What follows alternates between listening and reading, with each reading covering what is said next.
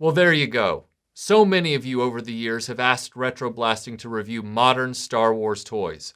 We've done it. We don't plan to do it again.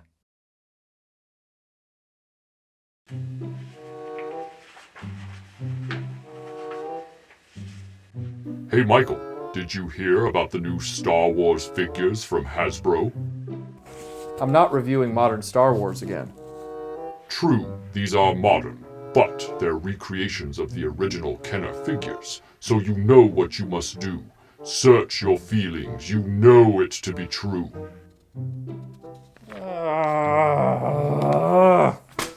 Fine.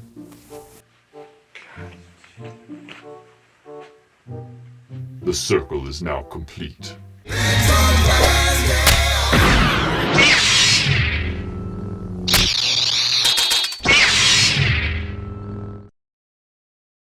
Ever since those beefy Power of the Force figures showed up in 1995, collectors have yearned for the simple perfection of the Kenner look and feel. Even as they made the most articulated figures ever, the Kenner packaging was mimicked in the vintage collection because it could not be improved upon. For the most part, Hasbro has been pretty stubborn about staying away from the Kenner designs. They tried it briefly in 1995 with a limited 4-pack that was meant to be a tribute to the Kenner toys, and you can tell it was the 1990s because those dang wide vision cards that were packed with everything Star Wars back then are in here too. But at the time, everybody wanted new designs. Nobody wanted recreated designs of old stuff. So everybody, including Hasbro, tried to forget about that thing.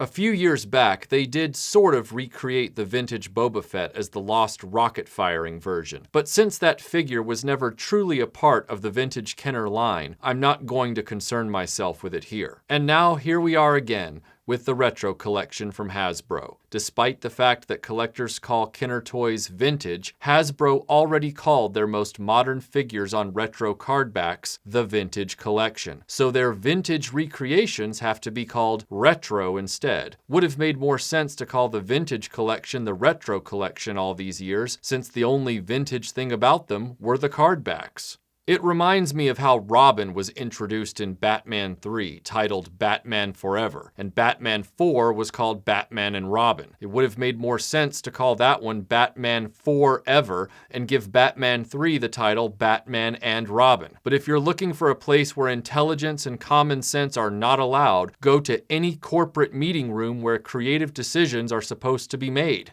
But I digress. The retro collection come on 6 flimsy card backs that are nowhere near the quality of the actual Kenner card backs or even the vintage collection card backs. Complete with cheesy fake wrinkles and edge damage, they are a true simulation in every sense of the word. Aaron from the Dreamland podcast would call these artifacts, not toys. And he's not wrong. At a high level, what's interesting to note here is that if you want to go in on this retro collection rather than buy actual Kenner figures, you have some decisions to make because the 1995 4-pack and this retro collection each have different parts of the Kenner experience. You'll find in general that all of these figures have softer details than the original Kenner figures. For a closer look, let's start with Luke Skywalker. The first thing I noticed is that for this reproduction, the legs are molded in the color of the pants, while the hips are painted. On the original Kenner versions, the legs were white plastic and the pants and boots were painted in that khaki brown. Surprisingly, the Classic Edition 4-pack Luke from 1995 has the legs molded in white and the pants painted correctly to mimic the Kenner version. When it comes to faces, Luke has a few distinct face sculpts depending on the factory that made him. For me, the most notable variations are the China version, which is to my mind the most definitive one, and the Taiwan version, which often has a slightly raised eyebrow and a distinct smirk to the face. The classic 4-pack Luke seems to favor the look of the Taiwan face, while being slightly smaller overall, while the retro collection wants to replicate the nice, pleasant face of the China version while being slightly bigger. All of the Classic Edition figures are slightly smaller than the vintage figures, and all of the Retro Collection figures are slightly larger. The lightsaber is definitely more accurate on the Retro Collection Luke. The Classic Edition Luke saber has a lighter yellow color, and the tip is reinforced with more plastic. A welcome change if you ask me. Han Solo is where I question what Hasbro was thinking with the Retro Collection. Han's Kenner figure infamously has two heads, small head and large head. The large head was an attempt to improve the figure because they felt the small head was too small. In hindsight, when you ask most collectors, they'll tell you the original small head looks better overall. For the classic 4-pack, Hasbro replicated the small head Han Solo, but with the Retro Collection, they've delivered the large-headed Han variant instead. The Retro Collection Han is also where this line begins to show its drawbacks. Han cannot hold his blaster because it keeps popping out, because his palm wasn't sculpted deep enough.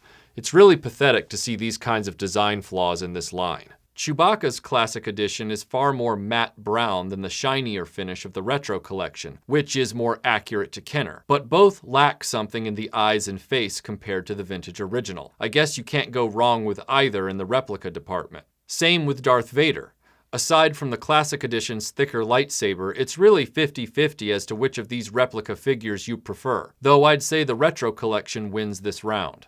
The Stormtrooper in the Retro Collection is a first for Hasbro in the vintage replica department, but there is a comparison to be made with the Crazy Toys Stormtrooper knockoff from a few years ago. Honestly, if it wasn't for the legs being uneven lengths, the Crazy Toys version might be the winner in my mind. It just looks better. Once again, though, there's a problem with the blaster. The designers at Hasbro didn't make the handle of the blaster big enough, so it just keeps falling right out of his hand. I tried using a heat gun to get it to stay. It doesn't work. Meanwhile, the Crazy Toys blaster fits in the Retro Stormtrooper's hand perfectly. Tell me why a bootleg from China can get the blaster size correct, but Hasbro cannot. And don't apologize for Hasbro on this one. I'm sick of reading comments that I'm anti-Hasbro and that I have an agenda. How exactly would it benefit me to undermine Hasbro? I don't make toys. I'm not a competitor. And if your reflex is to defend a faceless corporation, stop, take a breath, and look at what I'm saying. Just listen for a minute, because a big company like Hasbro shouldn't be getting these kinds of things wrong.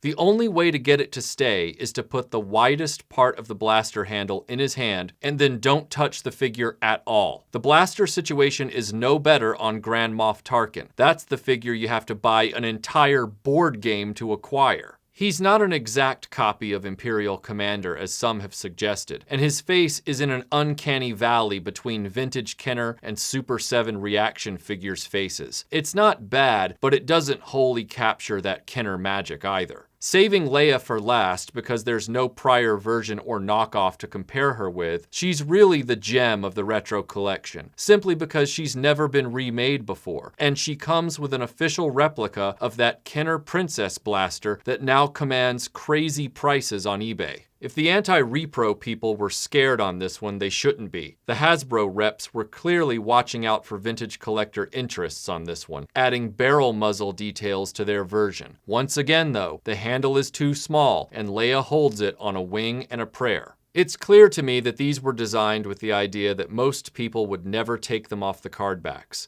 Hasbro cut corners with the quality control on these, especially in terms of their ability to hold accessories. They said they're going to re-release these in the fall on a wider scale, but if they do, they'd better fix the problems with the weapons ahead of that, because as it is right now, these aren't worth it. If they could actually hold their weapons, and the price was dropped from $10 a figure to $5, this would be an absolute recommendation. As it stands right now, I'd save your money.